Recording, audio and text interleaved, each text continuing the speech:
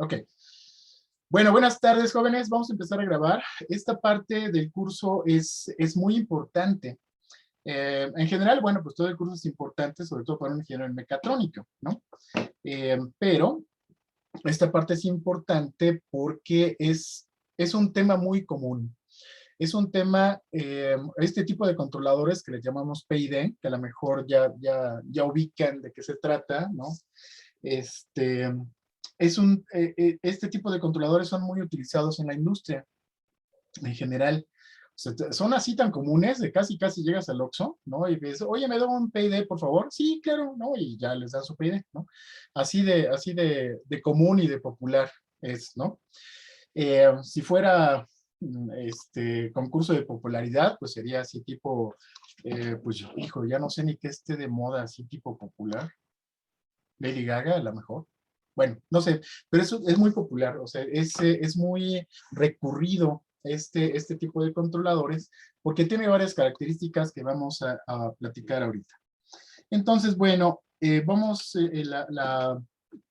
la lecture iba a decir, de repente ya ven que se me cuadrapea el español y el inglés. Entonces, bueno, la clase de hoy vamos a ver una introducción a lo que es el típico PID. Vamos a ver el método heurístico, que es una forma de encontrar los parámetros. Y después vamos a ver algunos métodos que son clásicos, así súper clásicos, imagínense, desde 50 más o menos, desde los años 50 del siglo pasado. Son así como que muy típicos. De todas formas, uno casi siempre termina en hacer un método heurístico, aunque sí tenemos ciertas aproximaciones que nos ayudan, que es precisamente los métodos clásicos. Entonces, como ya se lo habrán imaginado, yo creo que ya tenían sus sospechas. Fíjense que es P, I y D, ¿verdad? Y así se conoce como el PID, ¿no? No PID, sino el PID, ¿no? Y seguramente, o a lo mejor lo han oído o lo van a oír en la industria, no, pues ponle un PID y ya, ¿no? Es una solución que es relativamente fácil, y no quiero utilizar la palabra fácil, pero pues sí es un poco más sencillo. No es cierto, a veces es más complicado, pero es como una solución un poquito general, ¿va? Y sirve por lo siguiente.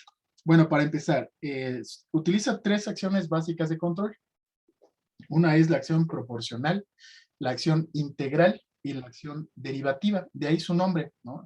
Proporcional, la P, ¿no? Y de integral y de derivativo. Es ampliamente utilizado en procesos industriales. Muchísimos procesos llevan un PID ahí junto, y tiene varias características que son importantes. Una de las más importantes es que no se necesita el modelo de la planta. Eso es lo que lo hace tan popular realmente. O sea, es decir, eh, no necesitamos conocer la función de transferencia ni las ecuaciones diferenciales del sistema para poder plantear un PID. Esa es la parte más importante y más útil de un PID. Por eso, pues algunas veces para hacer control, pues nada más, en algunos operadores, algunos usuarios, no, pues nada más ponle PID y pues muévele, ¿no? Muévele a ver qué pasa. Y pues con respecto a eso, pues ya se genera una salida deseada, ¿verdad? Esto funciona en lazo cerrado, como siempre, y no es necesario tener la función de transferencia. Ahora, si tenemos la función de transferencia, entonces directamente podemos obtener los parámetros deseados para el PID, y eso se le llama sintonizar. Entonces, una palabra, no estoy seguro si ya la habíamos empleado, pero sintonizar significa ajustar los parámetros de un controlador, ¿ok? Acuérdense que un parámetro es una variable física que es constante con respecto al tiempo para nosotros en este curso, ¿ok? Ajustar parámetros del controlador. Entonces, a eso le llaman, o le llamamos sintonizar. En inglés es tune, ¿ok? Bueno, ahora, otra cuestión que también es interesante es que es robusto. O sea, la respuesta de un PID es aceptablemente robusta. ¿Sí? ¿Qué significa robustez? Robustez significa dos cosas. Significa que es poco sensible a dos cosas. La primera es incertidumbres paramétricas. Paramétrica. Y la otra es a dinámicas no modeladas.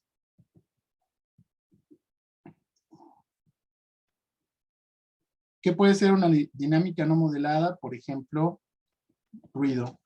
O en general es, vamos a llamarle así, perturbaciones. ¿Ok?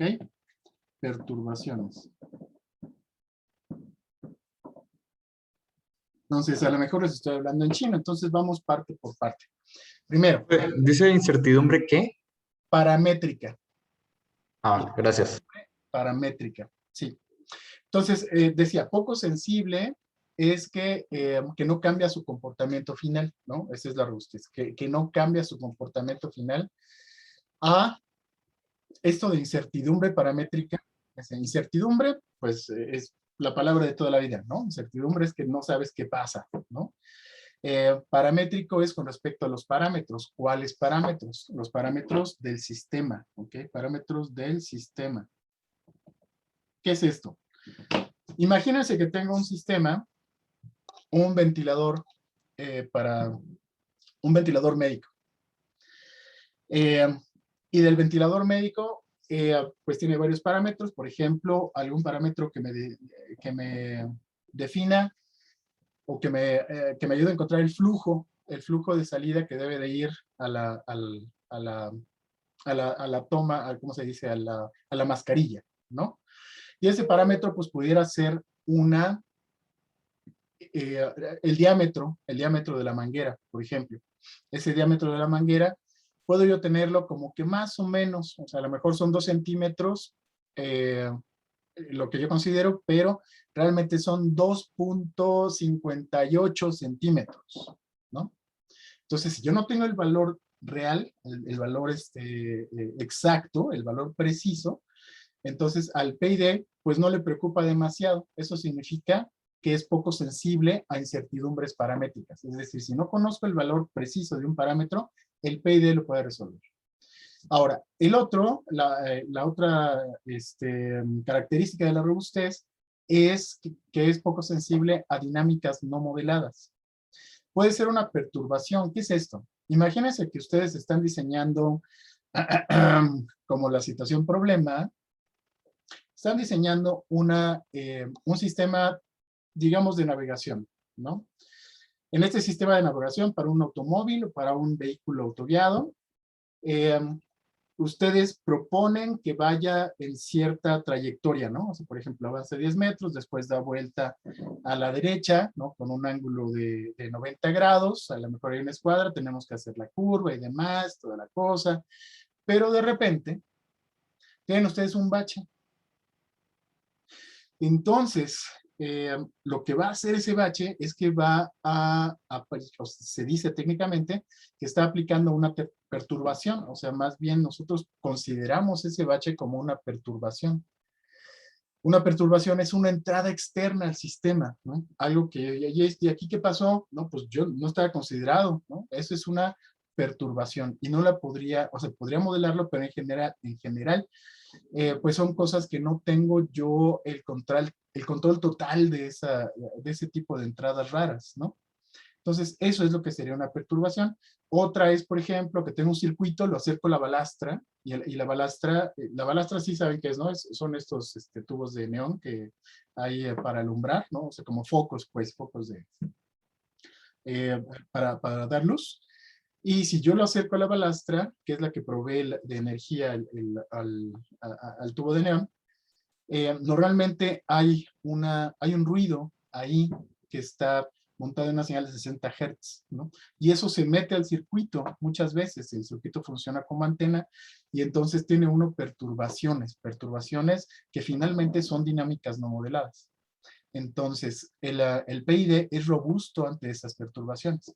Ahora, aquí hay una palabra importante, dice poco sensible, ¿ok?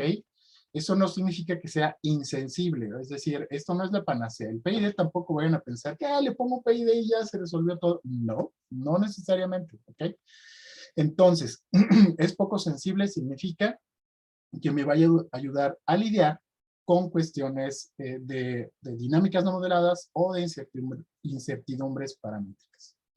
Hay toda una línea, digamos, de control, ¿no? Control de la disciplina que estamos estudiando, que se llama precisamente control robusto.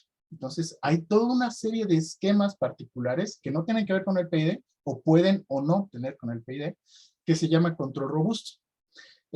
Hay libros, por ejemplo, se apellida Zafirio, Evangelos Zafirio, el libro de control robusto, pues ahí hay varias técnicas para hacer mejor esta incertidumbre paramétrica, bueno, para hacer más robusto un sistema, ¿no? Para que sea poco sensible a otras técnicas, digo, a otras perturbaciones o a incertidumbres. Técnicas de eso, por ejemplo, hay una que se llama control con modelo interno. Hay un tipo de controles adaptables que también obviamente aumentan la robustez, pero eso, bueno, está lejos del curso, pero es nada más para que ubiquen también que hay toda una serie, toda una línea de conocimiento que tiene que ver, así se llama, con control robusto. Técnicas de horizonte infinito, así se llaman, H infinito, en fin, hay varias técnicas robustas. Bueno, ahora, la principal realmente es que la principal razón de su uso es que la función de transferencia no es necesaria para sintonizar el PID. Esta es una súper ventaja, porque imagínate que llegas a la planta, normalmente no conoces ni idea o sea, no tienes el modelo matemático. O sea, tú llegas a una planta industrial, tienes el horno y te dicen, ¿sabes qué? Necesito que este horno siempre esté en un rango entre 200 y no más de 210 grados centígrados, por ejemplo, ¿no?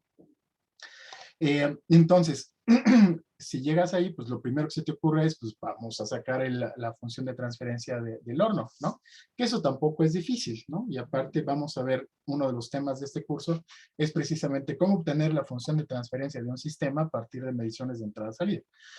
Pero en general, no tenemos funciones de transferencia de ningún equipo, ¿no? O sea, típicamente en una planta industrial llegamos y pues ni idea. Entonces, por eso es tan socorrido, porque con esta técnica de PID no necesitamos esta función de transferencia ni las ecuaciones diferenciales de la factorial. Esa es una ventaja. Ahora, desventajas. Una desventaja fuerte es que a la hora de que estamos ajustando los parámetros, es muy importante evitar la inestabilidad. Si recuerdan, inestabilidad para nosotros implica que si nosotros metemos una entrada que es acotada y la salida es no acotada, entonces decimos que el sistema es inestable. Y esto es muy peligroso porque dependiendo de la variable que estemos trabajando, del sistema en sí, pues puede llegar a explotar el sistema, ¿no? Si estamos trabajando con una variable de temperatura o de presión, tengo que acotarla, tengo que cuidar que no llegue a estar inestable, porque si no, pues eso cosas sí explota. Entonces sí hay que tener mucho cuidado con ello. Bueno, Profe, dígame usted. perdón. No, no, ¿A no. qué se refería con Parece que que... interrúmpenme eh, cuando quieran, ¿eh? ¿Qué pasó, Carlos? Dígame. sí, sí, le quería preguntar de que a qué se refería cuando estaban acotadas. No recuerdo muy bien. Acuérdate que una cota en general es que si tú tienes una función de este tipo, entonces tú puedes poner una cota. Una cota es un límite. Entonces puedes poner una cota superior, una cota inferior, y entonces sabemos que esta función es acotada. Pero ¿qué pasa cuando una función es no acotada? Si una función es no acotada, puedes tener comportamientos como este. Entonces, ahí no tienes ni una cota superior ni una cota inferior. ¿Sí me expliqué? O sea, Sí, es que va profe. infinito. ¿No? Explota la cosa esta, ¿no? Con eso nos referimos a acotado o no acotado. ¿Sí está claro, Carlos? Sí, profe. Ya veo por qué dice que podría explotar si no se acota. Sí, sí, tristísimamente. Y puede estar acotada de un lado, nada más, por ejemplo, así, ¿no? Aquí pues tiene una cota inferior, pero no tiene una cota superior, ¿no? Y en cualquiera de los dos sentidos es muy peligroso. Ok, bueno, entonces fíjense, estábamos hablando que se llama PID, y esto tiene que ver con proporcional, integral y derivativo. Ahora, antes de esto, fíjense, nada más recuerden un poquito, vamos a reducir esto muy, muy fácil. Cuando nosotros pensamos en una función de transferencia, sea de un controlador o de una planta, de lo que sea, ¿qué forma tiene? Fíjense que siempre, cualquier función de transferencia, es decir, si estamos trabajando de un sistema lineal invariante en tiempo, entonces podemos obtener una función de transferencia. Esa función de transferencia siempre, o sea, no hay de otra, siempre va a tener una ganancia y va a tener o ceros o un conjunto de ceros. Voy a poner aquí el caso general, ¿verdad? Y un conjunto de polos. Aquí le voy a poner M y aquí le voy a poner N. Entonces tengo N polos, tengo M ceros, pero fíjense la estructura. O sea, hay de tres sopas, nada más, ¿no? O es una ganancia, o es un polo, o es un cero. ¿Sí? La ganancia es una sola, pero puedo tener varios polos, puedo tener varios ceros, y esto es para cualquier sistema lineal invariante en tiempo. Ahora, para un controlador. Para un controlador hemos visto varias opciones, a ver si se acuerdan. Podemos tener un controlador que es un integral. ¿Se acuerdan del integral? Este es un controlador integral porque en tiempo, si recuerdan, esto es la integral del error, ¿no? Porque la función de transferencia del controlador tiene como salida la entrada a la planta y tiene como entrada el error. Entonces, pues aquí estamos integrando, ¿no? Es decir, U de t, y si, ya habíamos hecho esto, por eso me estoy yendo rápido, sería la integral del error con respecto al tiempo desde 0 a t, ¿no? Y por eso se llama integral. Después, también vimos otro ejemplo en el que poníamos un proporcional derivativo. Este proporcional derivativo tenía algo así como esto. Y aquí, nada más déjenme desarrollarlo. Esto sería K por S más K por alfa. Entonces, la entrada, igual si hago el mismo desarrollo, pues sería K por S más K por alfa por la función de error, por lo que aquí voy a tener K por la derivada del error con respecto al tiempo, más K por alfa por el error. Y entonces, fíjense, este es una integral. Este es una derivada del error y esta es una proporción del error. Así puedo clasificar estos términos que ya habíamos visto por separado. Habíamos visto un control integral y habíamos visto un control PD, proporcional derivativo, ¿recuerdan? Entonces, resulta que a Ziegler y a Nichols, ¿no? Que ahorita los vamos a ver con más calma, pero estos dos investigadores, controleros, dijeron, ¿sabes qué? ¿Por qué no juntamos lo mejor de cada uno? Es decir, ¿para qué me sirve el integral? Seguramente se acuerdan, espero, quiero pensar, el integral lo que hace es hacer que el error en estado estacionario tienda a cero, ¿recuerdan? Y el proporcional derivativo lo que trabaja son los transitorios, o sea, mejora los transitorios. Los transitorios.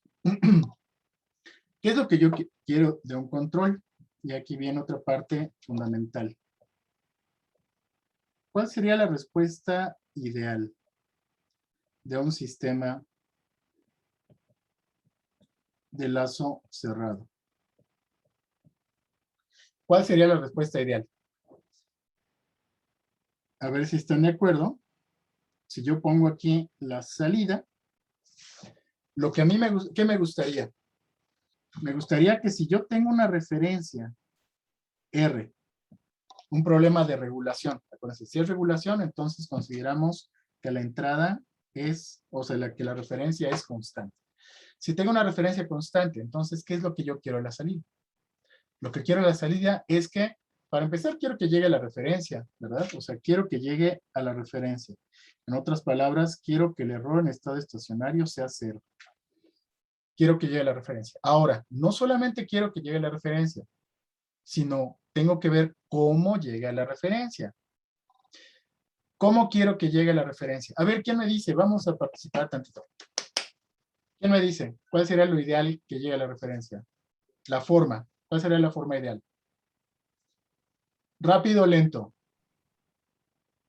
¿Rápido? Rápido, ¿verdad? Ah, Rápido. Me gustaría que hubiera oscilaciones. no, de hecho es como si fuera una función exponencial hacia arriba, ¿no? Eh,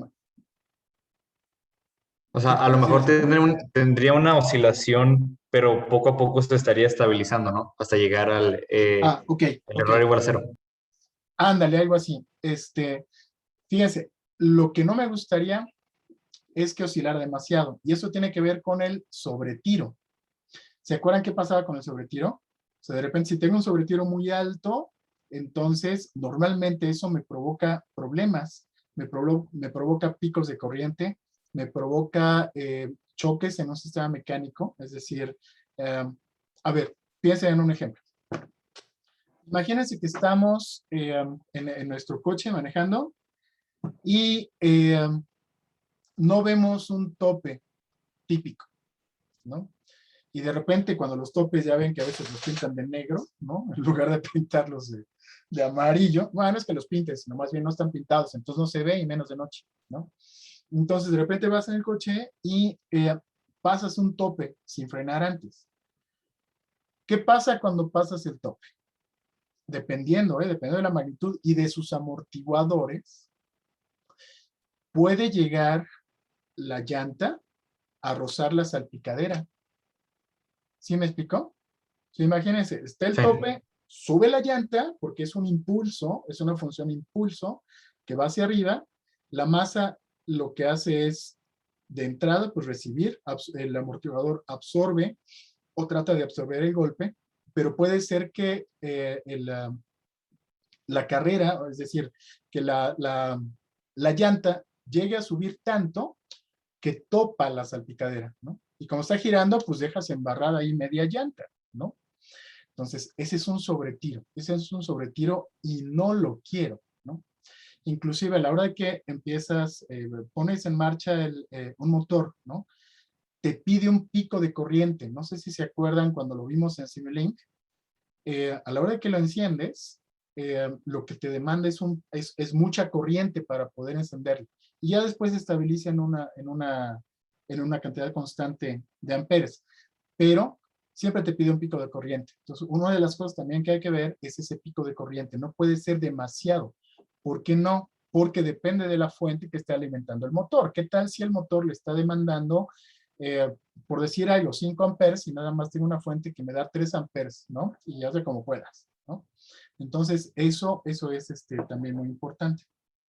Entonces, error en estado estacionario tiene que ser 0 para que llegue la referencia, pero también necesitamos que llegue rápido, ¿cierto? Entonces, otro punto importante es que llegue rápido, ¿sí? Que no se tarde 2 años en llegar a la respuesta, ¿no? Y otro punto es que el sobretiro sea pequeño. Sobretiro O que sea, sea... en ese caso, a lo mejor una chica es igual a uno es lo que más nos conviene, ¿no? Exacto, Carlos. La chi igual a 1, ideal, la neta. Exactamente, ¿va? Eso es algo muy, muy importante. Y qué bueno que se acordaron, porque esto precisamente está relacionando con todos los parámetros que hemos estado viendo, analizando y cuidando y todo ese rollo. Un sobretiro pequeño lo da precisamente una chica que se acerca a un sistema críticamente amortiguado, ¿no? O inclusive podemos llegar a hacer que sea 1 o mayor que 1 esta chi para que de plano no haya sobretiro. O sea, podemos decir, ¿sabes qué? Yo quiero que no haya, o sea, que no haya sobretiro. ¿Se puede? Sí se puede, ¿ok? Después vemos el gasto de energía que esto implica, pero de que se puede, se puede. Ahora, ¿cómo sería entonces la respuesta ideal? Rápida, sobretiro pequeño, error en estado estacionario casi 0 o 0. Entonces, estamos pensando en una respuesta ideal, ¿verdad? La respuesta ideal es error 0, que sea rápida y que tenga sobretiro pequeño.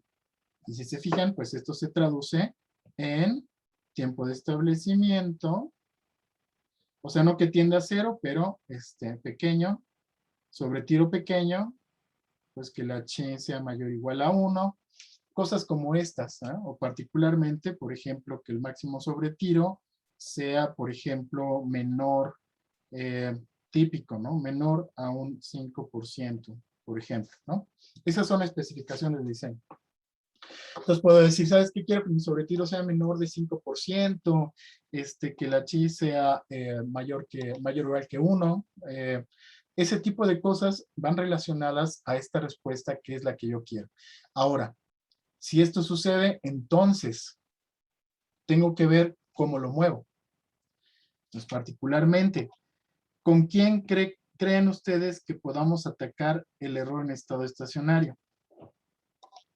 ¿Se recuerdan? Para eso servía el control. ¿Cuál? ¿El integral, el proporcional o el derivativo? ¿Recuerdan? Si quiero que el error en estado estacionario sea 0, entonces le pongo un controlador Integral. integral. Exactamente, Mike. ¿Sí? Entonces le ponemos un controlador integral. Ahora, si yo quiero trabajar con la respuesta transitoria, mejorarla, entonces puedo ponerle un controlador derivativo junto con el proporcional, porque el proporcional pues siempre juega ahí, ¿no? Y por eso habíamos visto estos tres tipos, o bueno, estos dos controladores que realmente son tres o tres acciones de control, una integral, una derivativa y una proporcional, ¿no? Entonces vamos a juntarlas. Eso es lo que se les ocurrió a Ziegler y a Nichols. Entonces, imagínense que tenemos aquí la planta y vamos a tener una entrada, una salida. Aquí le puse psi A, que es la salida actual. Aquí le voy a poner psi D. Esto es de actual y esto es de deseada. Es la salida deseada, ¿verdad? O en otras palabras, la referencia. No se les olvide que realmente la referencia es la salida deseada. Para eso hicimos todo el lazo de control, ¿eh? O sea, la referencia es una salida deseada. Bueno, ok. Entonces, también tenemos, por supuesto, el error. El error, pues, va a ser la diferencia entre la salida deseada menos la salida actual. Y ahí metemos el PID. Ahí metemos el PID. Entonces, el PID, tal cual y como cualquier controlador, pues va a tener una función de transferencia cuya salida es la entrada a la planta y cuya entrada es el error, ¿verdad? Y tenemos la planta I que tiene, por supuesto, una entrada disponible, tal que afecte a mi salida. Y en lazo cerrado, juntamos las tres acciones de control. Es decir, vamos a tener una parte proporcional. ¿Proporcional qué? ¿Proporcional de quién? Proporcional del error. Acuérdense que estamos trabajando sobre el error. O sea, la salida va a ser una función del error. O sea, la salida del PID. La salida del controlador es siempre una función del error. Entonces, tenemos una parte proporcional del error, tenemos una parte integral del error y tenemos una parte derivativa del error. O sea, P y D, proporcional, integral, derivativa. Esta es la forma, le voy a llamar moderna, de un PID, pero esta es la forma clásica del PID, que es la misma. Nada más que tiene que ver con los componentes que habían en ese entonces. Cuando empezó esta teoría del PID, pues no crean que había op-amps, ni siquiera había op-amps. Entonces, pues se hacía esto con circuitos RC, así por las piedritas, tal cual. Entonces, profe, dígame. entonces lo que, o sea, esta es la clásica, ¿no? Pero la que vamos a usar, en la que tenemos que entenderlo bien, es la moderna. Solo esa nos tenemos que enfocar. No, no necesariamente. Lo que pasa es que es lo mismo, Luis. Vas a ver ahorita. Está súper fácil. Es lo mismo. Fíjate la diferencia que hay. Fíjense. Aquí tengo una proporción del error. Esa proporción es KP, ¿no? Ahora tengo una proporción de la integral y le llamo KI. Tengo una proporción de la derivada que es KD. Fíjense, son 3 parámetros, KP, KI y KD. ¿Qué va a pasar con esos parámetros? Fíjense, si KP es mayor que 1, está amplificando el error, ¿se fijan? Si KP es menor que 1, está atenuando el error. Si KP es igual a 0, no tomo en cuenta el error, ¿no?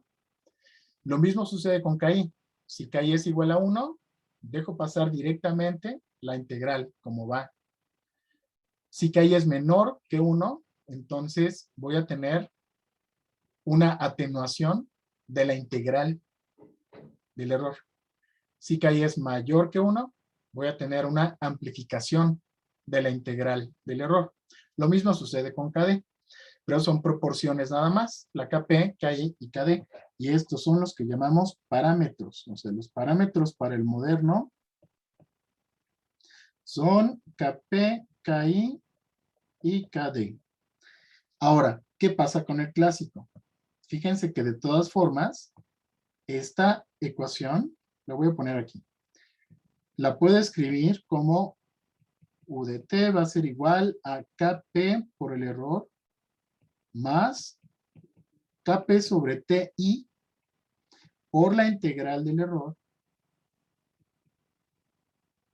más KP por TD por la derivada del error. ¿Lo ven claro? ¿Y qué pasó aquí? Tenemos exactamente lo mismo que la parte moderna, bueno, que el formato moderno del PID, pero ahora KP está igualita, KI va a ser TP entre TI, perdón, KP entre TI, y por último, KD es igual a KP por TD. ¿Por qué vemos esto? Porque hay algunos PIDs, muchos PIDs, como que se quedaron con este formato clásico del PID y tienen, hagan de cuenta que son como perillitas, o sea, tal cual. Los antiguos eran perillitas, o sea, una perilla que tú subías o bajabas, una perilla para KP, otra perilla para TI y otra perilla para TD. Entonces, estos parámetros eran los que se utilizaban y todavía se siguen utilizando en algunos modelos industriales. O sea, en lugar de KI y KD, utilizan TI y TD. ¿Y T por qué? Pues porque son tiempos, tal cual, son tiempos. O sea, son valores de tiempo que ahorita vamos a ver.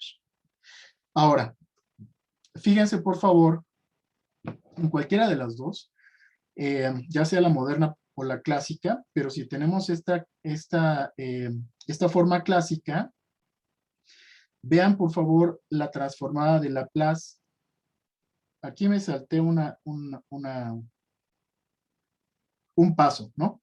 Pero fíjense, aquí en Laplace esto me quedaría como U de t igual a Kp que multiplica a E de S más 1 sobre TI por la integral que es E de S entre S en el dominio de Laplace, más TD por la derivada, que es S por ES en el dominio de Laplace, y ahora sí, puedo factorizar el error, me quedaría, esto es U de S, perdón, U de S, me quedaría U de S igual a KP, estoy factorizando el error, más 1 sobre TIS,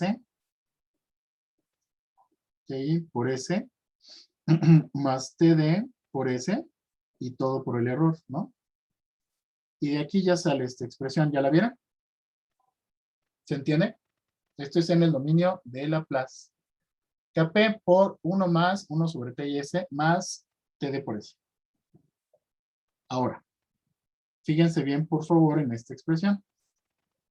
Esta ya es la función de transferencia, ¿verdad? U entre E. Entonces, para esta función de transferencia, normalmente, acuérdense, habíamos dicho, es ganancia, polos y ceros. Entonces, si lo pongo en ese formato, U de S entre E de S, que es la función de transferencia del PID, que a veces le pongo así tal cual, PID de S, ¿ok? La función de transferencia, ¿cómo me va a quedar? Voy a sacar un común denominador, TI por S, ¿cierto? Y aquí voy a poner KP, y KP va a estar factorizando a TD por TI por S cuadrada, más TI por S más 1. ¿Todo bien? ¿Está claro hasta ahorita?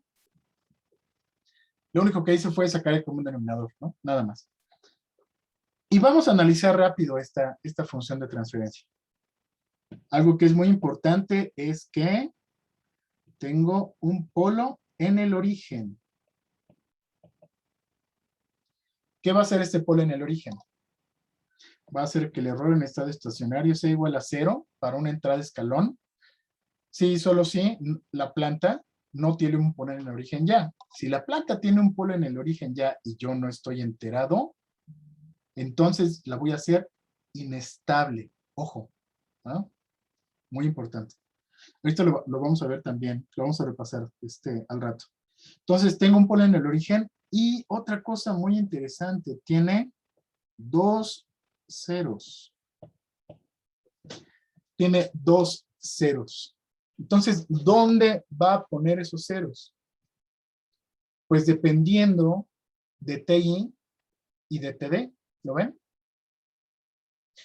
TI y TD, pues van a ser los parámetros que hay que ajustar, obviamente con todo y KP, o sea, KP, TI y TD son los parámetros que hay que ajustar, pero dependiendo de TI y de TD, voy a tener la ubicación de ceros en diferentes lugares. Puedo tener ceros complejos, puedo tener ceros reales, puedo tener ceros, bueno, puramente imaginarios, pero sí estaría muy extraño y de hecho no, estaría difícil porque TI tendría que ser igual a 0.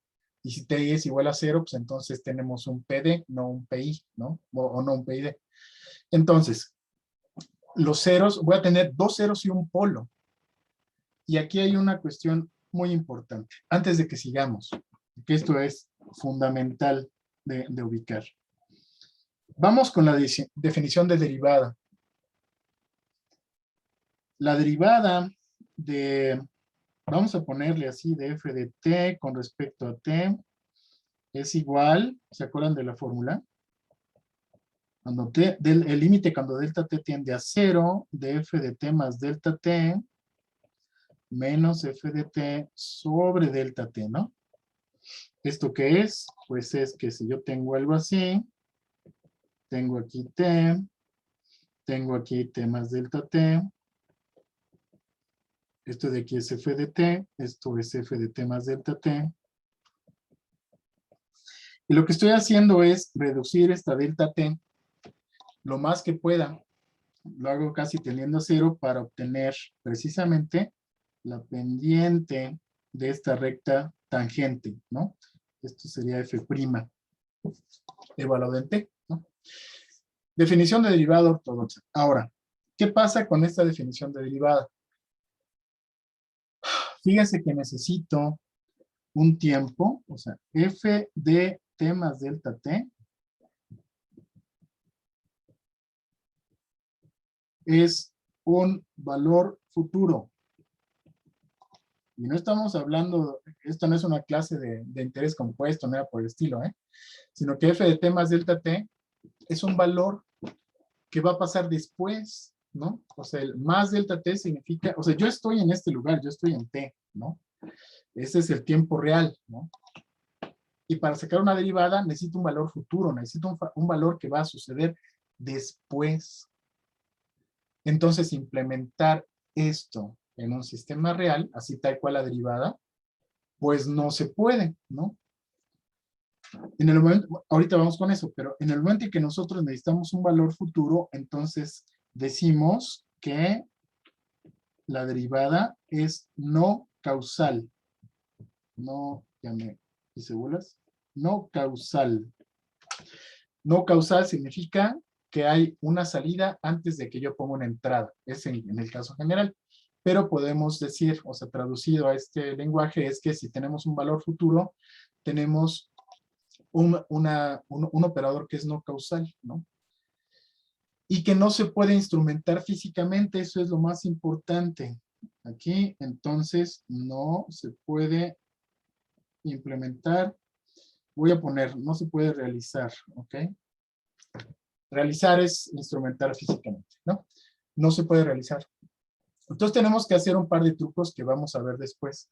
Pero antes, vamos a verlo desde el punto de vista de Laplace. En Laplace, la derivada de f de t con respecto a t es, si yo lo pongo en el dominio de Laplace, es s por f de s, ¿recuerdan? O sea, multiplico por una s. Y si yo veo esto como una función de transferencia, entonces tengo más ceros que polos. Entonces, cuando yo tengo más ceros que polos, el sistema no es físicamente realizable. Y es exactamente lo que pasó con nuestro PID. ¿Se fijan? Nuestro PID tiene 2 ceros y un polo. Entonces, así como está, no es realizable. ¿Ok? No es realizable. O sea, si nosotros lo ponemos directamente en el MATLAB, así saco la derivada, pongo la integral, pongo la proporción, la sumo todas y eso lo trato de sacar. Debo poner como salida, le doy run al Simulink y el Simulink me va a decir, no, mi chavo, esto no se puede. ¿Ok? Entonces tenemos que hacer unas ciertas trampitas o, o hacerlo digital, y en digital pues sale sin problemas porque hacemos un par de trampas que vamos a ver yo creo en un par de semanas. Pero por lo pronto, fíjense que cuando, eso es obviamente si tengo el PID solamente, o sea, si lo tengo solito, eso sí no va a suceder. Pero si el PID se lo pongo ya a una planta, a la hora de que lo multiplico, la función de transferencia del controlador y la de la planta van a agregar ceros y polos. Y normalmente eso va a resultar en que yo tenga mayor número de polos. Y eso sí lo puedo simular. Entonces, para cuestiones de simulación, lo puedo juntar y ya estuvo. ¿Sí? Antes les digo se hacía con bulbos. Y después, pues ya lo podemos hacer con op-amps. También un detalle de los PDs, no sé si han hecho un derivador con amplificadores operacionales. Básicamente son unas fábricas de ruido. O sea, los derivadores, a la hora de meter yo el capacitor en la retroalimentación, lo que hacen es amplificar el ruido. Entonces es también un problema. Pero la parte de realización la vamos a ver más al rato. Ahorita vamos a concentrarnos en cómo hacer la sintonización. Sintonización. La sintonización, ¿qué es? Es el ajuste de parámetros. Fíjense que ahorita lo que tenemos es la estructura del controlador. Yo sé que tiene una proporción, una integral y una derivada, ¿no? Ya sé la estructura. Lo que no sé es cómo encontrar KP, cómo encontrar TI y cómo encontrar TD para satisfacer especificaciones de diseño. Entonces, estamos partiendo de dos situaciones. Una, si tengo el modelo matemático, entonces, acuérdense, ¿qué es el modelo matemático? Pues es precisamente la función de transferencia, ¿no? Si tengo la función de transferencia, entonces puedo cerrar el lazo, puedo hacer mis especificaciones y despejar de mis ecuaciones, ¿no? Compara ecuaciones características y como lo hemos estado haciendo hasta antes de llegar a este tema, ¿no?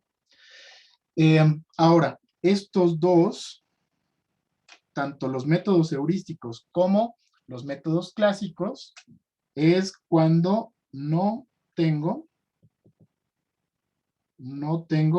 la función de transferencia. ¿Sí? Nos vamos a enfocar a esos. Entonces, cuando no tengo la función de transferencia, vamos a ver primero este método, que es el método heurístico, y después vamos a ver métodos clásicos, que son, como les comentaba, los propusieron este par de investigadores, ¿no? Ziegler y Nichols, desde los 50, imagínense, ¿no? Y es una forma de un ajuste empírico de parámetros, ¿no? Y son dos métodos los que vamos a ver nada más, el método de curva de reacción y el método de oscilaciones sostenidas. Entonces vamos con el primer método. Acuérdense, ¿para qué hacemos esta sintonización? Para encontrar Kp, Di y Td. ¿Va? Eso es lo que vamos a hacer. Bueno, vamos con el método heurístico. El método heurístico consiste en que en lazo cerrado metemos el PID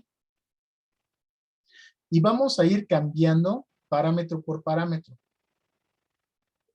Entonces, primero vamos a hacer Kp diferente de 0, o sea, vamos a ir cambiando Kp y vamos a mantener Ki o Ti igual a 0. Bueno, Ti no puede ser igual a 0, ¿no? Porque está dividiendo. Pero bueno, Ki va a ser igual a 0 y Kd va a ser igual a 0. ¿Va? Entonces, vamos a ir cambiando uno por uno. Vamos a ir primero a cambiar Kp. Vamos a suponer que tenemos Kp igual a 50. No se les olvide que tenemos este esquema, ¿verdad? Tenemos aquí el PID, tenemos la planta o el sistema y estamos haciendo el lazo cerrado. Entonces, método heurístico, cambiamos primero Kp. Entonces, digamos, vamos a empezar con un valor de Kp arbitrario, vamos a ponerle que sea 50. Dejamos correr el sistema a una entrada escalón, ¿ok? Ponemos una entrada escalón. Esto es lo que se conoce respuesta del escalón o step response. Y lo prendemos y vemos qué pasa. Entonces, fíjense que aquí está el 1. Esta es precisamente la referencia, ¿verdad? Este es el escalón unitario. Y vamos a ver, analizar parte por parte. Primero, para empezar, tenemos un error en estado estacionario que es diferente de 0, ¿verdad? Tengo un error en estado estacionario bastante grande. Acuérdense que es la diferencia entre la referencia y la salida. Y esto, ya con esto, ya sé que no tiene un polo en el origen, ¿no? Originalmente, o sea que la planta no tiene un polo en el origen. Ahora, por otro lado, tengo un máximo sobre tiro, un sobreimpulso, un sobretiro, también que es diferente de 0. Y bueno, pues aquí, pues sí es más o menos rápida, ¿no? Rápida. Entonces, no me gusta este error en estado estacionario, no me gusta este sobretiro, pero sí me gusta que esté rápido, ¿no? Eso es lo que pasó con una Kp, así de entrada, una Kp de 50. Entonces, lo más natural sería, pues, empezar a subir el valor de Kp, ¿no? Vamos a ver qué pasa. Entonces, vamos a subir Kp. A ver, de entrada, ¿qué creen que pase si subo Kp? ¿Qué creen que pase a la salida?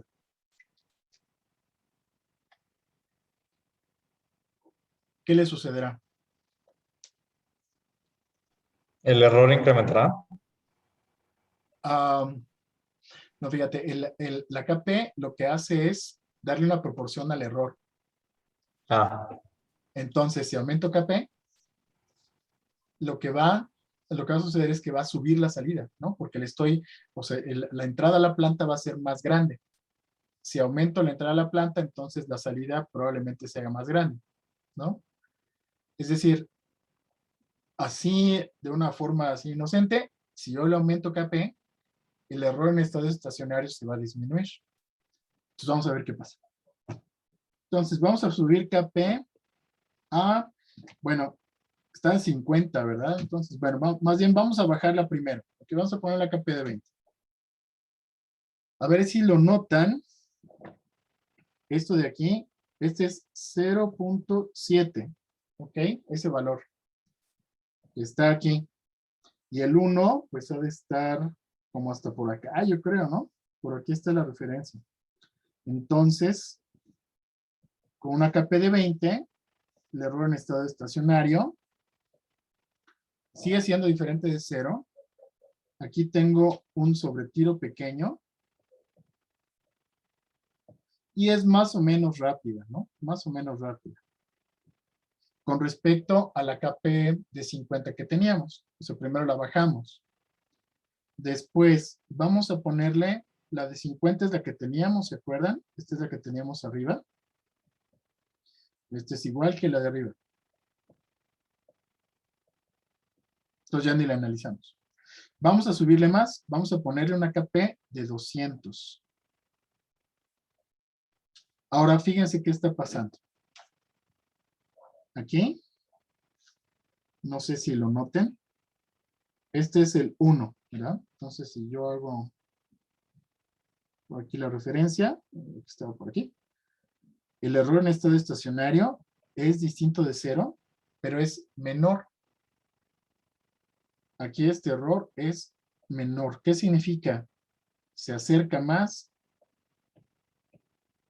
a la referencia. Le aumento KP, va a subir la salida, el error disminuye, pero aquí hay una cosa que está de muy mal gusto. El sobretiro.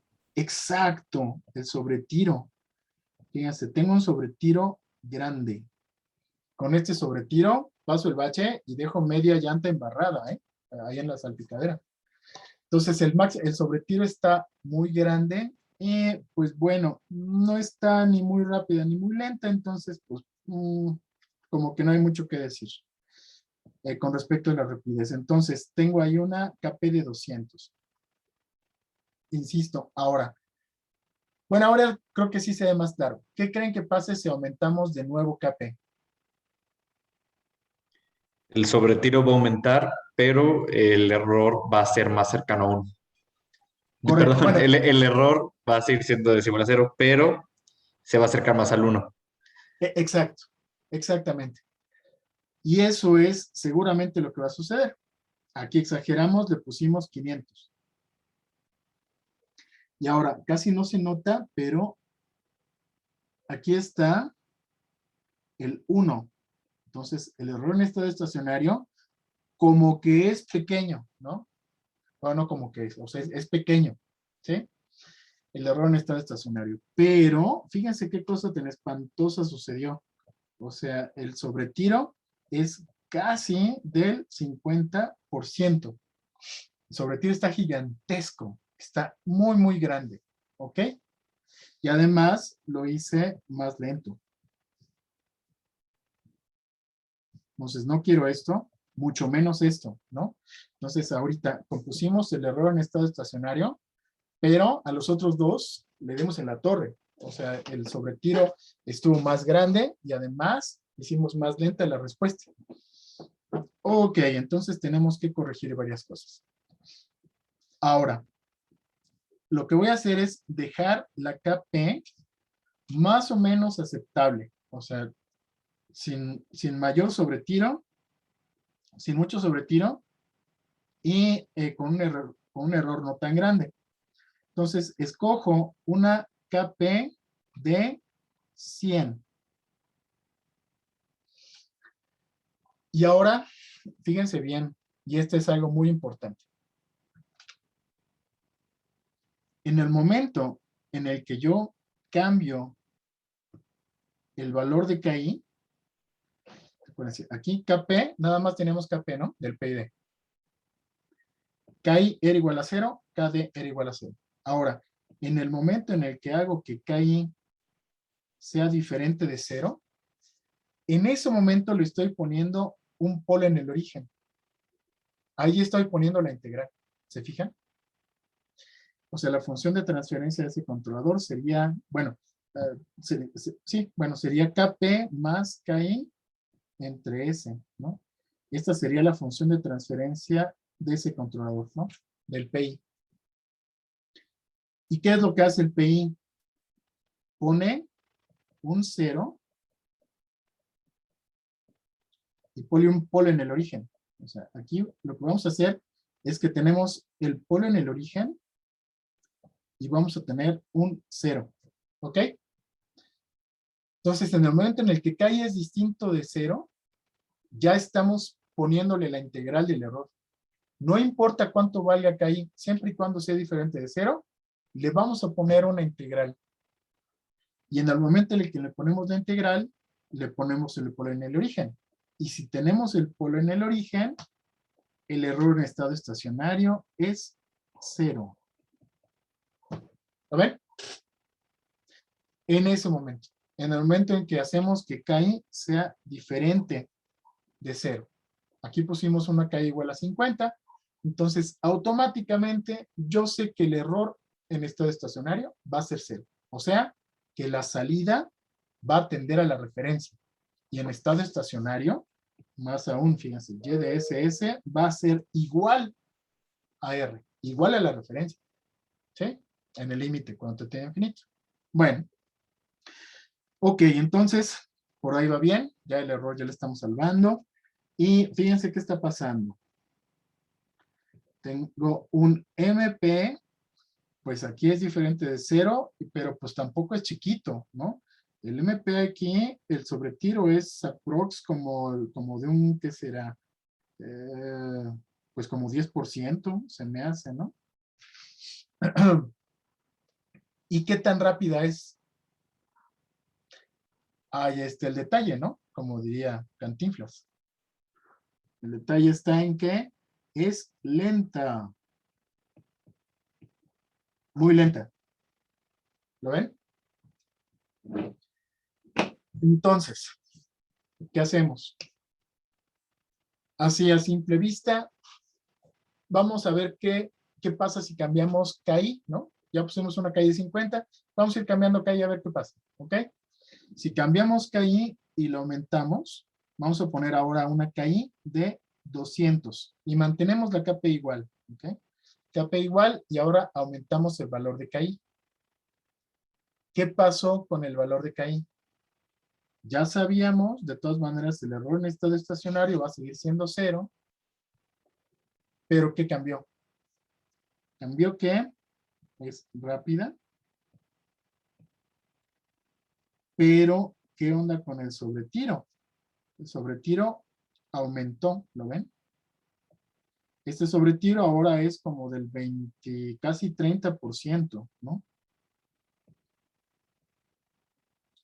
Tengo un sobretiro de casi 30%. Entonces, la hice más rápida con la KI. O sea, ya tengo el error en estado estacionario resuelto, ¿no? Ya hice más rápida la respuesta, pero el sobretiro aumentó. ¿Qué creen que pase si sigo aumentando KI? El sobretiro va a El seguir sobretiro va a aumentando. crecer. Correctísimo. El sobretiro va a crecer, ¿verdad? Vamos a comprobarlo. Y vamos a ponerle una KI de 500. Y fíjense qué pasó. No solamente aumentó el sobretiro. El sobretiro, para empezar, aquí, pues es casi del 50% del sobretiro, ¿no? Pues está ahí súper feo. Pero pasó una cosa que está ya ahí medio sospechosa, ¿no? Fíjense qué pasó. Aquí empieza a haber un rizo, ¿verdad? ¿Lo ven? O sea, si llega la referencia, pero llega, si le hago un zoom, voy a tratar de reproducirlo. Ya se perdió un poquito la resolución, pero tengo como un rizo. ¿Sí lo alcanzan a ver? Sí, profe. Sí, profe. Tengo un rizo. ¿Qué es lo que está pasando entonces? Como que está oscilando alrededor de la referencia. ¿Se fijan? Si pasa eso, entonces ya de plano me regreso, ¿no? O sea, como dicen, voy mal o me regreso, no, pues voy mal, regrésate, ¿no? Entonces ahí sí ya es mala idea, pero si no pasé por aquí, me fui directamente, aumenté la KI a 1300, por ejemplo, y fíjense qué pasó. Ahora es extremadamente lenta. Sé que el error en estado estacionario va a ser 0, La MP es casi pues es como 180, ¿no? Perdón, como del 80%, ¿no? Déjenme quitar esto, aquí está. Es como 80%. Ah, bueno, ahí está. Como del 80%, ¿no? Es un sobretiro gigantesco y además, a ver si están de acuerdo, tengo unas oscilaciones ahí total y absolutamente indeseables. O sea, pésima idea. Más aún, si yo por alguna razón me pongo loco y quiero saber qué pasa si le sigo aumentando KI, ¿qué pasó? Fíjate, el sistema llegó a ser de oscilaciones sostenidas, ¿verdad? Hay que escribir aquí, oscilaciones sostenidas, ¿no? Entonces, tengo un sistema de oscilaciones sostenidas, o sea, llegué a hacer que chi era igual a 0. Más aún, lo que está sucediendo aquí es que no sé qué pase con los otros dos polos, pero tengo dos polos en el eje imaginario. ¿Lo ven? Y eso es lógico. Fíjense qué estamos haciendo. Acuérdense del lugar de las raíces. En el lugar de las raíces vimos que si yo estaba cambiando un parámetro, entonces los polos iban a cambiar de lugar. Y eso es lo que estamos haciendo realmente para cada uno de los parámetros. Entonces, estamos moviendo KI. Si estamos moviendo KI, los polos de lazo cerrado van a cambiar de lugar. Si llegamos a este momento, los polos están sobre el eje imaginario, tenemos una respuesta de oscilaciones sostenidas, que también, si se acuerdan, se llama marginalmente estable, porque no es estable ni es inestable. Y una pregunta más, ¿qué pasa si aumento todavía más KI? ¿Qué creen que suceda, jóvenes?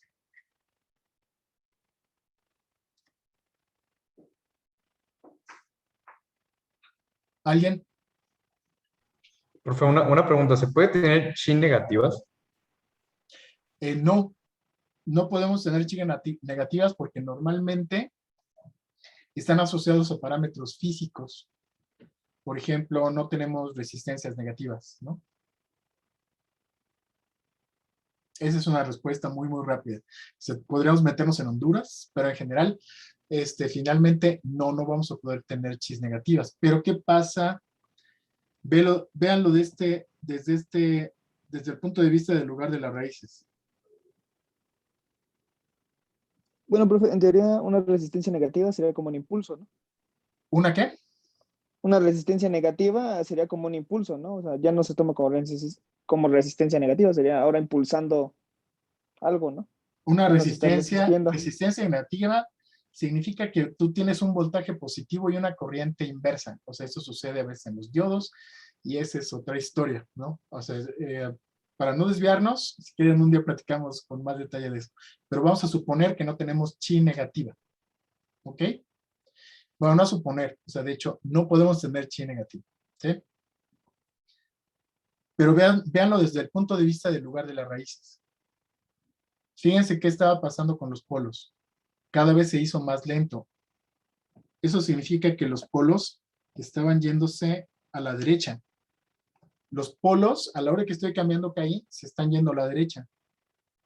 Entonces, para este valor de KI de 1320, los polos están sobre el eje imaginario.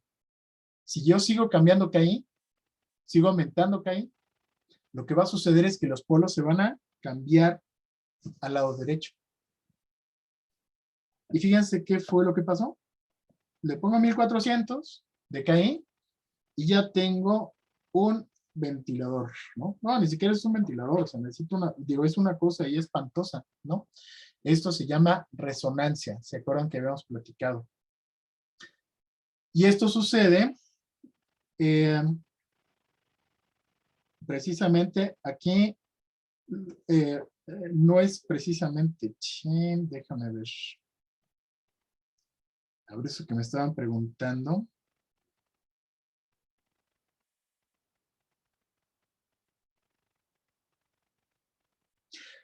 ¿Saben qué? Sí tienen razón. O sea, sí podríamos tener una chi negativa para sistemas inestables. Sí, tienen razón, jóvenes. O sea, en este caso estamos viendo un ejemplo de una chi negativa. Sí, o sea, podríamos pensarlo así. Lo que pasa es que no está definido. O sea, básicamente lo que tenemos es que tenemos dos polos complejos cuya parte real es positiva. Y por ejemplo, imagínense, esto sería algo así como S cuadrada. No estoy seguro, pero si es menos 2S más 2. Aquí tendríamos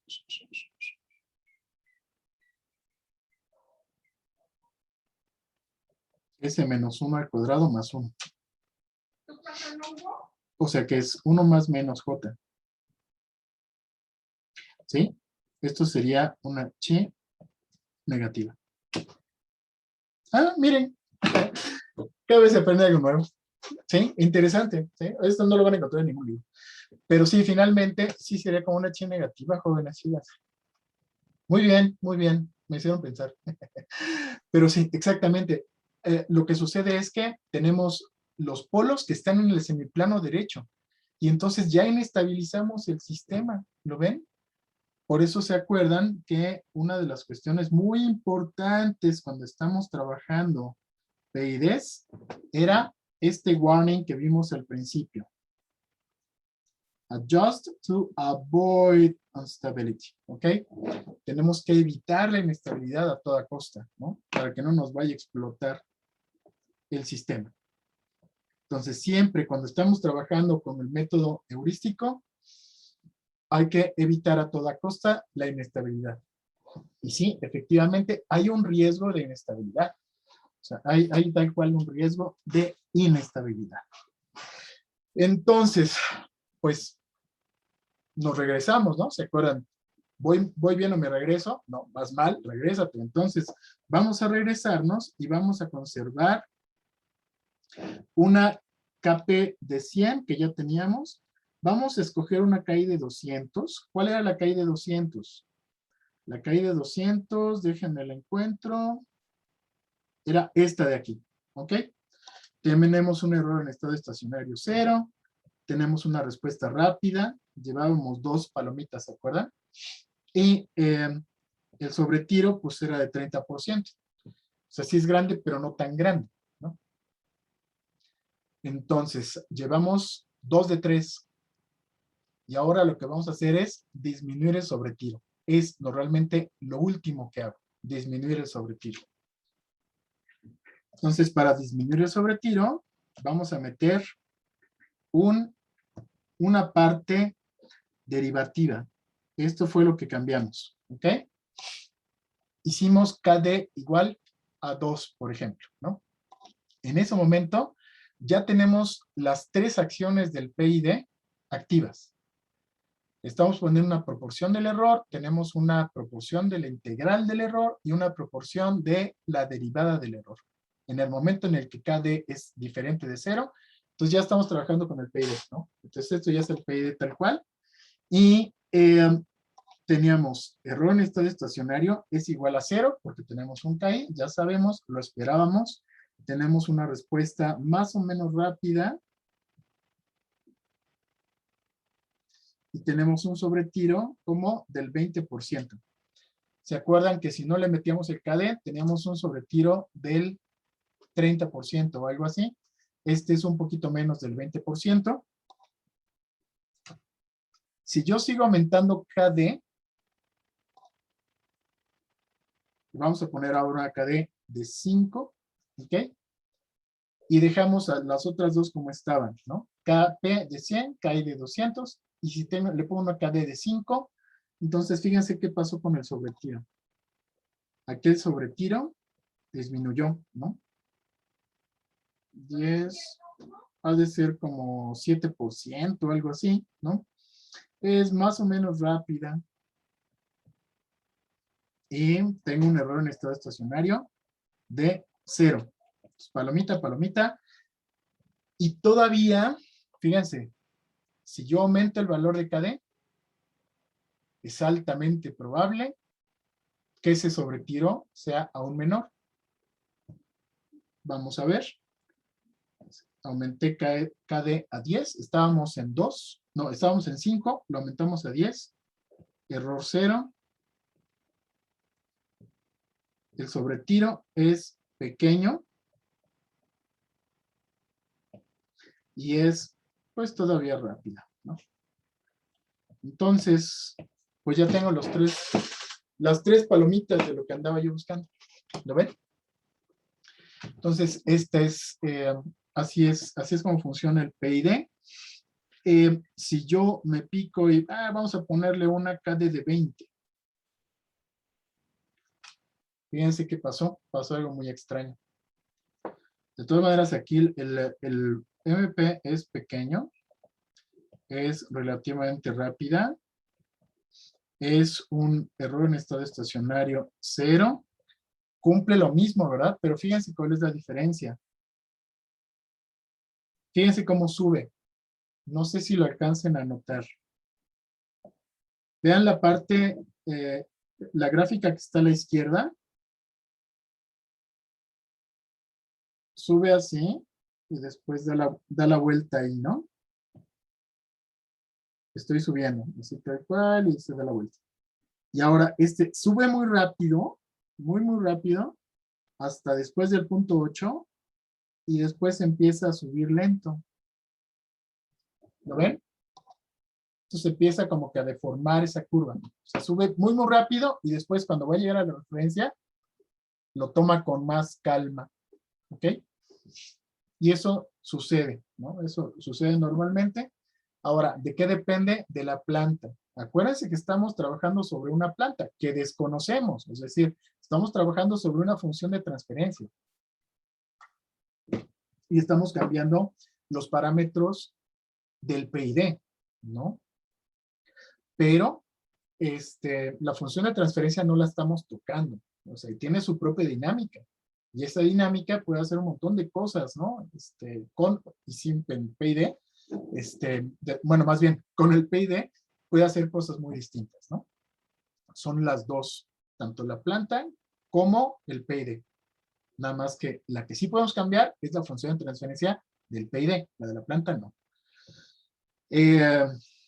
¿Alguna duda, jóvenes? ¿De qué hace cada cosa, cada acción del PID? ¿Cómo la ven? ¿Sí se entendió?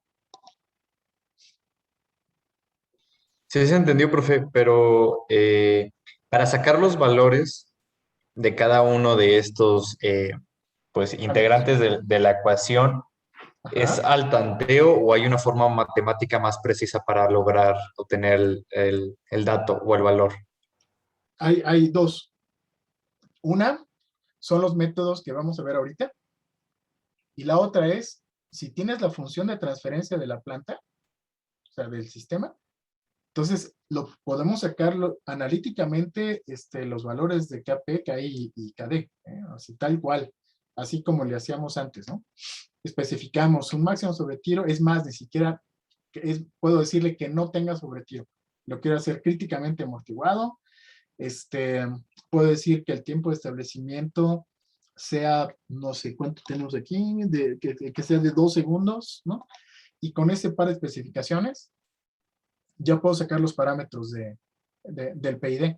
Si tuviera la función de transferencia, y lo puedo sacar analíticamente comparando ecuaciones características, como los problemas que hemos resuelto.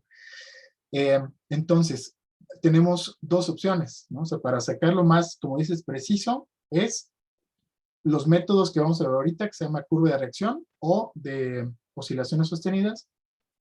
Esa es una opción. Y la otra opción es, si tenemos la función de transferencia de la planta original, pues ahí directo aplicamos métodos y tomamos campos, ¿no? Sucede que de todas formas, con cualquier método, casi siempre terminamos haciendo de manera heurística, ¿no? Ahora, ¿cómo es esto de manera heurística? Tiene un orden. Bueno, heurístico, la palabra de heurístico, si queremos nosotros resolver un problema con un método heurístico, no solamente es prueba y error, porque ustedes podrían decir, pues es prueba y error, pero prueba y error es el caso como que general, muévele aquí, muévele allá. Heurística es cuando tú conoces el resultado que debes de tener. ¿Cuál es el resultado que debes de tener? La curva ideal, que ya la perdí, la habíamos dibujado en algún lado. Aquí está. La respuesta ideal, ¿no? Ahorita que aparezca, ahí está. ¿Qué debemos de buscar? O sea, tenemos un goal, tenemos una meta. Para hacer una heurística necesitas una meta. O sea, ¿cuál es tu meta? Entonces, tu meta es tener un error cero en estado estacionario, que sea rápida y que tenga un sobretiro pequeño. O más aún, que no tenga sobretiro. Eso se puede hacer. Esto también se traduce a veces en que no obtenga sin oscilaciones, ¿no? Sin oscilaciones. Y fácil, miren, para que se acuerden, sin errores, sin titubear y rápido. Eso es lo que queremos de un sistema, ¿no? Sin errores, sin titubear y rápido. O sea, rápido, sin errores y sin titubeos, ¿no? Eso es lo que nosotros queremos como respuesta. Entonces, esa es la meta, ese es el goal, ¿no? Ahora, ¿cómo puedo llegar a esa meta? Cambiando los parámetros del PID. Y hay un orden. Si se fijan, no le llamamos DIP, porque si no sería un dip para comer papas, ¿no? Tampoco le llamamos IPD, sino le llamamos PID. Y esto es porque tiene un orden, no es porque se oiga bonito. Tiene un orden porque primero sintonizamos KP. Después sintonizamos KI. Y por último, sintonizamos KD. Entonces, la heurística es que tienes que llegar a rápido, sin errores, sin titubeos, y lo hacemos primero KP, las demás en cero. Ya que tenemos seleccionados un valor de KP que más o menos nos guste, y no que nos guste, sino que cumpla una o dos de las características que tengamos, después empezamos con KI matamos el error en estado estacionario, y finalmente terminamos con KD. Y además, si aún no nos gusta, le damos otra vuelta. O sea, ya que tenemos el valor de KD, podemos regresar, cambiamos KP para hacer el detalle como el ajuste fino. Entonces, y después cambiamos KI, después KD, y así nos vamos hasta que tengamos la respuesta que nosotros queramos. Ahora, fíjense, sí tiene su detalle porque son 3 parámetros, ¿no? 3 parámetros que además, si tengo la feliz idea de cambiarlos al mismo tiempo, todos sin ton y son, no me voy a dar cuenta qué efecto hace cada quien. Y eso es un problema fuerte. En general, KI alenta la respuesta, pero hace que el error sea 0. KD hace más rápida la respuesta y también hace que el sobretiro sea más pequeño. Ahora, KD, no olvídense, no tanto es de rapidez, pero sobre todo lo que KD trabaja mucho sobre el sobretiro. ¿Ok? Entonces, particularmente, si lo quieren ver así muy, muy burdo, la integral hace que el error sea 0 y la derivada hace que el sobretiro sea pequeño. En general, ¿no? La KP que hace, fíjense que con KI y KD, nosotros lo que vamos a hacer es fijar los ceros que tiene el numerador. Y KP nos va a dar la ganancia, es decir, KP, acuérdense del lugar de las raíces. Yo muevo KP y voy sobre el lugar de las raíces que ya puse con KI y KD, puedo mover los polos sobre ese lugar de las raíces. Eso es lo que hago, hagan de cuenta en la segunda vuelta de KP. ¿Ok? O sea, con el ajuste fino. Entonces, vamos a ver un par de métodos más, pero como estoy hable y hable y hable, ya se me secó la garganta y ya no tengo agua. Entonces, jóvenes ilustres, Vamos a tener unos 3 minutos de break, ¿va? No, como para ir por un cafecito, lo que ustedes quieran. Son 4:27. Ya son casi 4:28. Bueno, si quieren más para alcanzar a ir hasta la cocina, Sí, profe. 3 órale, minutos va. no son nada. Ya sé, 4:35, ¿les late? Órale, va. Va, profe. Sí, órale, nos vemos 4:35, puntualazos, ¿eh? Entonces paro de grabar aquí.